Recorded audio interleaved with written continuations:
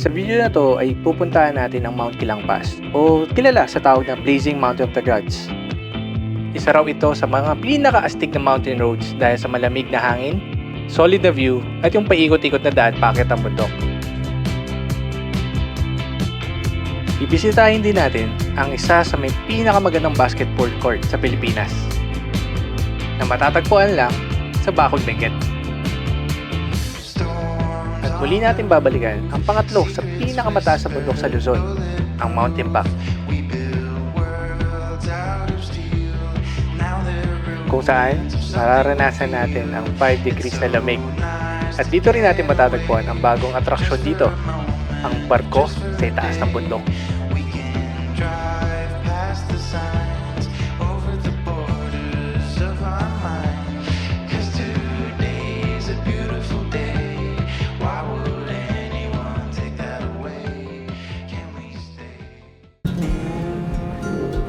Bigay natin yung regalo natin sa grupo.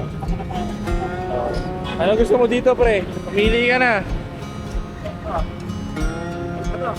Go, 5 ka. Go. Ito na, pre. Ayan na. Regalo kayo sa'yo, pre, ha.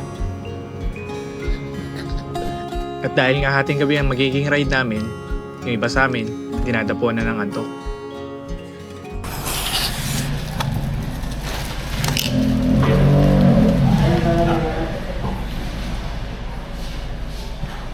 Stress pa rin. Ano ba tayo? Tarlac. Hindi, Pangasinan na. Ay, Pangasinan. Anong bayan na po ito? Pinalon. Pinalo na. Pinalon. Then, sunod po sa Purubyo, Pangasinan. Then, Season, Pangasinan. Then, Lacson. Saan po sa Laguna? Kapayaw. Kapayaw. Kapayaw. Apayaw. Malayo pa.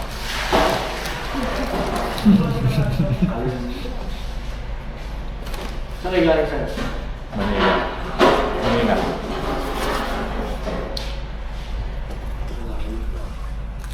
Ano, kaya pa? Tulong ako dyan. Na ako.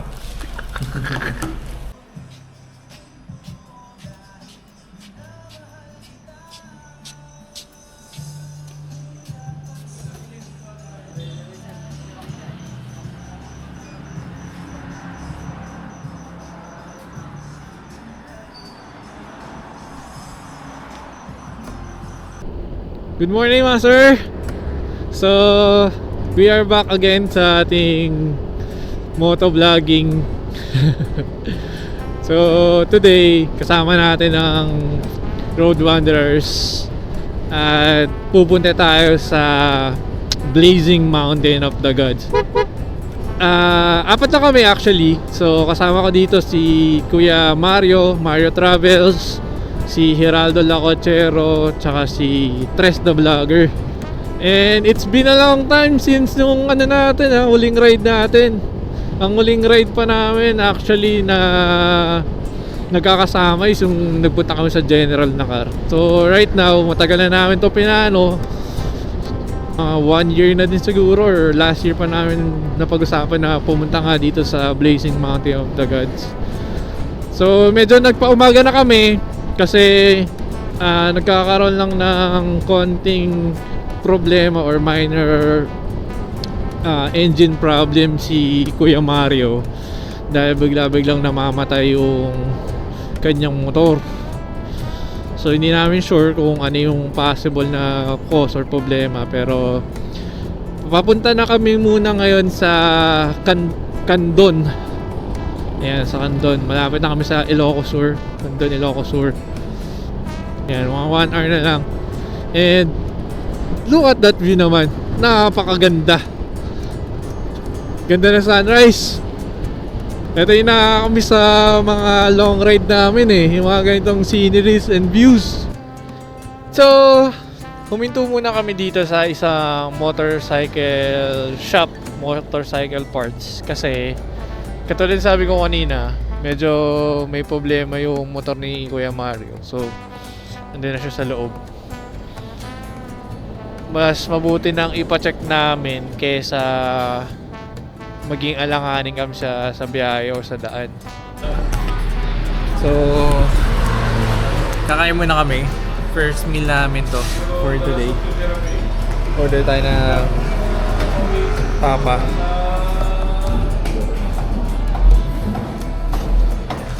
So may tapa tayo. Kasi Gege is dinakdakan niya ata.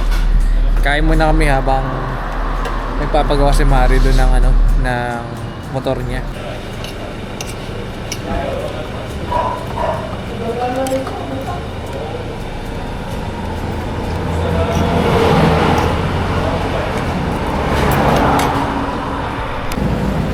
So, nagawa na yung motor ni Mario. So, apparently, nagkaroon ng problema yung CKP sensor niya. Yun dun yung sa magneto. So, kailangan palitan. So, napalitan na siya. Buti na lang, medyo minor problem lang yung nangyari. At hindi major. Kaya madaling napalitan. At buti na lang, itong nakita namin.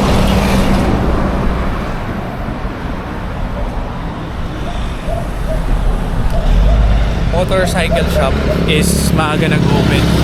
Kaya nagawa ka agad. Yun. So, maaga pa rin naman. It's around 7:40. And expected namin makarating ng Blazing Mountain siguro around 11 or 12 in the afternoon. So, plenty of time pa rin. Kasi, yun naman yung pinaka-major itinerary namin. So hintayin lang namin makabit yung coolant. Bali nakabit na yung CKP sensor. Ilalagay na lang siguro yung coolant kasi tinanggal yung pinaka-radiator. So yun. And yeah, all is good pa rin. Safe naman kami. Kita-kits mamaya.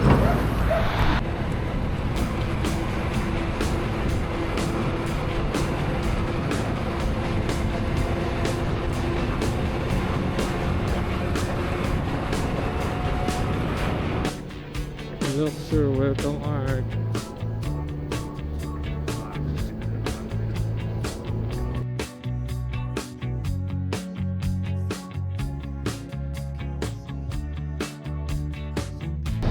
Dahil magsa-summer na o summer na, makikita natin ang kabundukan ay kulay brown. Ano ba Tagalog ng brown? Kulay kayong manggina na nagpapaiwatik o ibig sabihin ito ay nagpapalit na ng kulay.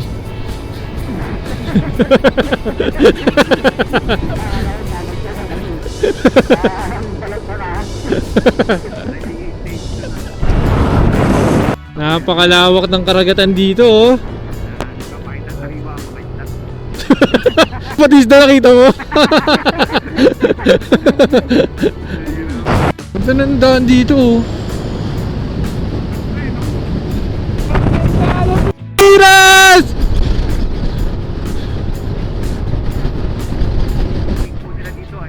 Uy! Ilocos Sur! Welcome to Bantay! Ilocos Sur!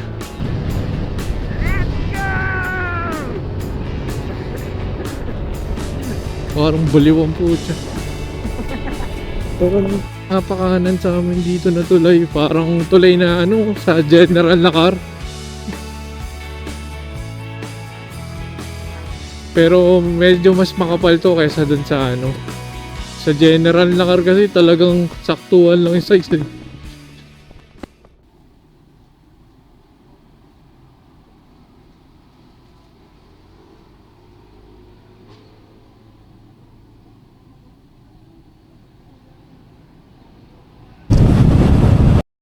Ilocos Norte na tayo, guys!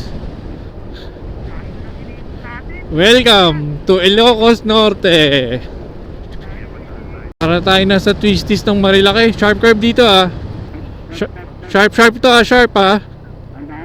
Pababa to. May packet na Innova.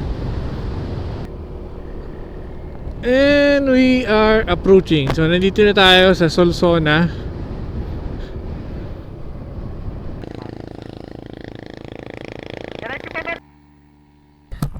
So after of almost 10 to 12 hours of motorcycling at pag-ride, nandito na tayo sa Solsona. So, huminto lang kami dito saglit sa Arco para magpahinga at magpapalipad lang tayo ng drone para makita nyo kung ano yung scenery na meron dito sa Solsona. Nandito pa lang tayo sa pinakababa. Wala pa tayo dun sa Blazing Mountain. Around mga 1 hour pa yung bubunuin namin. 1.5 hour pa or less yung bubunuin namin para marating yung Blazing Mountain. So after namin dun sa Blazing Mountain, bababa na tayo uli ng Bigan para naman dun mag-spend ng gabi. Dun na tayo matutulog. And meron na tayo nakuha dun na inn na transient. So update namin kayo mamaya. Pahinga lang tayo saglit. So dito tayo sa tourism office. Double check lang natin kung kailangan natin ano. Sige, tagain na natin yan, pre. For registration going to, we are only oy, 12 noon. 12 noon only. Tanong mo nga, pasok na tayo para sure. Baka mamaya din ano eh. Nakalagay 12 noon lang. Pasukan natin. May tao ba? Open eh, ayun oh, naka-open, nakalagay oh. Sarado, ay, sarado pre. Lock na. Hindi pumanik na tayo. Sarado na. Kasi 12 noon lang eh. Going to Solsona.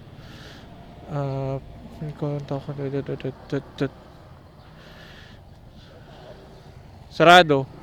Panik na tayo? So, on the way na kami ngayon sa Blazing Mountain of the Gods. So, from Solsona Arc hanggang dito sa parang city or parang bayan is 7 minutes. Ngayon, from the bayan papunta ang Blazing Mountain of the Gods, exactly 1 hour yung biyahe. So, malapit-lapit na lang to, mabilis na lang siya. Ang kilometers natin is 28. Tama, 28 kilometers from bayan papunta doon. So let's see kung anong meron doon. Ano bang makikita natin sa Blazing Mountain of the Gods. Sobrang excited na ako. Sobrang solid ng view dito. Tignan nyo. Grabe. Napaka linis ng daan. Napaka-lawak. Tapos napapaligiran ka ng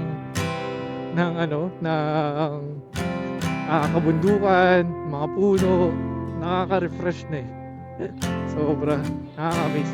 Alam nyo ba, siguro ito yung isa sa mga pinanghihinayangan ko na hindi ko nagawa ng maaga. Kasi, alam mo yun, for the longest time, 8 taon na ako may motor. Pero, kailan lang ako nagsimulang mag-ride talaga ng long ride. Alam niyo yun, na puntahan yung mga iba't ibang magagandang lugar dito sa Pilipinas gamit ang motor. Nagsimula ako ng 2021, mga ganong year. And paputol-putol pa yon, hindi pa talaga seryoso. Kumbaga, ang unang pinaka long ride ko talaga is yung Dinggalan kasama si Geraldo. Ang gamit niya pa noon is yung Honda Click na 160 niya. Pero ayun, tapos nun hindi na masyadong sundan. Ayun, grabe. Tingnan niyo naman yung view. Napakaganda. Sobrang lawak. Diba? Sobrang ganda nung mga formation ng mga bundok. Hindi mo araw-araw makikita yung ganyan. Hindi araw-araw na sa syudad, pag nasa city ka, puro building nakikita mo, di ba?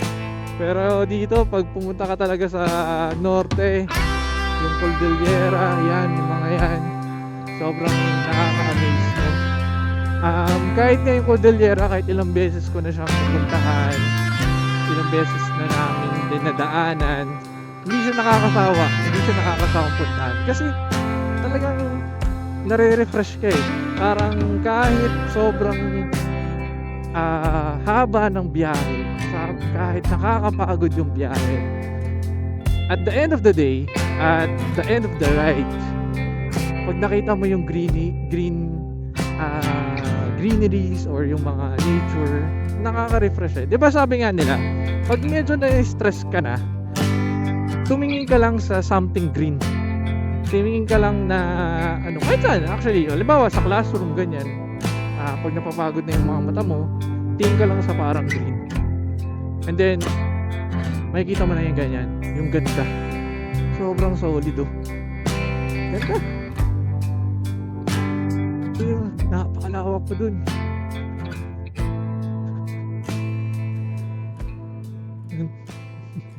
Meron pa pala yung daan meron pang daan na hindi pa masyadong tapos.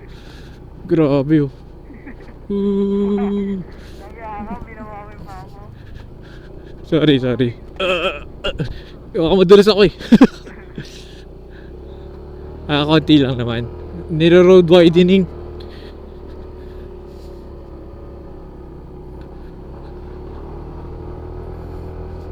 Puro pa-brown na talaga lahat. Wow, angas! Ganda oh! Solid!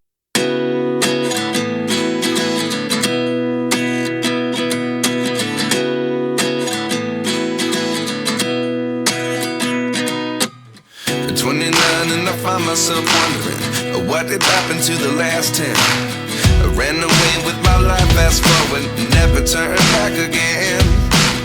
It's kind of funny that the more we pass time, the more we need to set the rewind. And 19 was the year I had to leave you, but now I'm seeing all the signs. Is this really happening? I can't believe it's true. I'm just as surprised as you. Is this really happening? I can't be too sure, but one day I'll be yours again.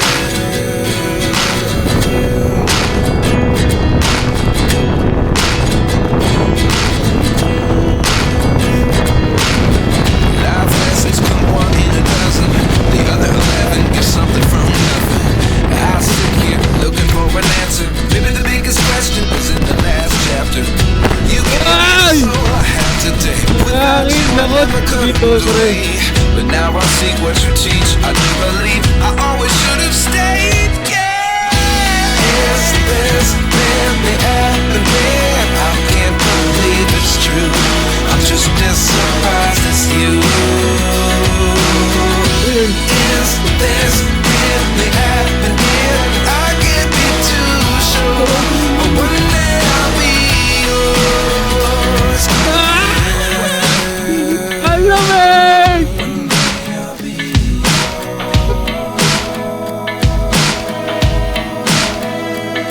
Ito, mga bayaro.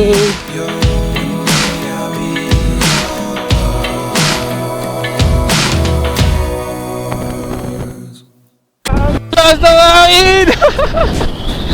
Woohoo! Ayun na yung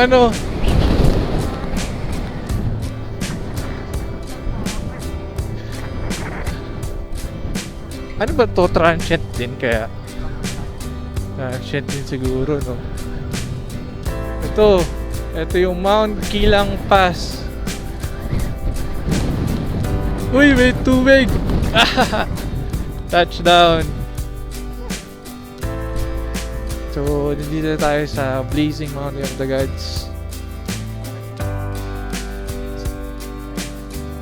Or, ito yung Mount Kilang Pass, gateway to the province of Apayao, Cordillera, Administrative Region, Cagayan Valley. So, hindi na namin siya bababain. Meron pa talaga diretso doon. Pero, since ito lang muna, siguro next time na namin babalikan yung ibang yung ibang parte ng Blazing Mountain. Pero, sobrang solid na dito. Wow. Grabe oh, ang ganda. Solid. Ang hirap din magpalipad ng drone dahil sobrang lakas ng hangin. Tatangayin talaga kasi mini 4 Pro lang yung natin, sobrang gaan. Kaya Sinubukan lang natin. Pero, haba pa. Doon pa. Ayan. Ganda. Sobrang lamig dito. Siguro pag naabutan natin yung Sea of Clouds, napakaganda lalo. Ganda. Pinagbigyan tayo ng panahon. Grabe, pinagbigyan tayo ng panahon. Hindi umulan. At walang masyadong aberyan nangyari. Bukod lang dun sa sa problema ni Kuya Mario kanina. Pero all in good kasi hindi naman sobrang major problem. Pero sobrang worth it nung mahabang biyahe.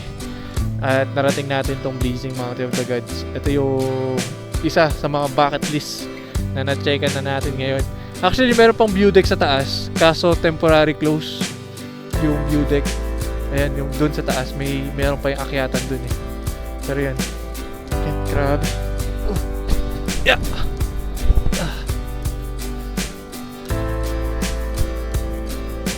Doon kami galing. Ayan. Doon, sa baba. Grabe. Sayang hindi ko mapakita ng drone. Sobrang nakakatakot iris eh. Pero sobrang worth it. Ganda. Ganda dito, sayang. Sayang hindi namin nakasama sa Sony TV, pero next time pwede pa natin itong balikan. Yeah. So bababa na kami, pupunta na kami Bigan. Doon kami mag-i-stay, doon kami mag-overnight para makapagpahinga.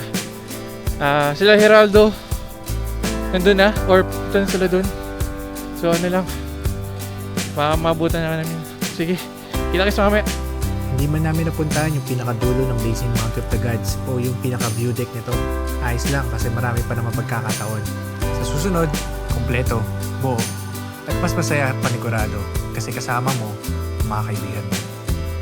Sabi nga ni Barney sa How I Met Your Mother, it's not legendary unless your friends are there to see you.